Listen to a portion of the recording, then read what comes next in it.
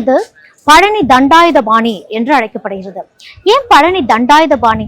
எத்தனை பேர் திட்டு வாங்கியிருப்பாங்க, நீ எல்லாம் தண்டம் அப்படின்னு. அதுதான் பழனி தண்டாயுதபாணி அப்படிங்கிறப்போ, ஏதோ தெரியாம நம்ம பெற்றோர்களோ யாரோ ஒருத்தங்க நம்மளை திட்டுறப்ப நம்மளை வாழ்த்திட்டு இருக்காங்க அப்படிங்கிற வார்த்தையை தான் நம்ம எடுத்துக்கணும். தண்டம் அப்படிங்கிறது என்ன அப்படின்னா, முற்றும் எல்லாமே துறந்து என்ன ரெஸ்பான்சிபிலிட்டி நம்ம எடுத்துக்க போறோம் லைஃப்ல அப்படிங்கிற விஷயத்த குறிக்கக்கூடியதுதான் தண்டம் அப்படிங்கிறது. அதனாலதான் பழனி தண்டாயுதபாணி காலையில நிர்மூலமா காட்சி அடிச்சாலும் சாயங்காலம் போறப்போ ராஜ அலங்காரத்தோட என்னை பார்த்துட்டு போ அப்படின்னு சொல்றாரு இல்லையா, அதோடைய அர்த்தம் என்ன? அந்த கான்பிடன்ஸிங் பழனிக்கு வரும் பொழுது அந்த கான்பிடன்ஸ் நம்மளுக்கு கிடைக்கும் அப்படின்னு நம்பப்படுது, உணரப்படுகிறது.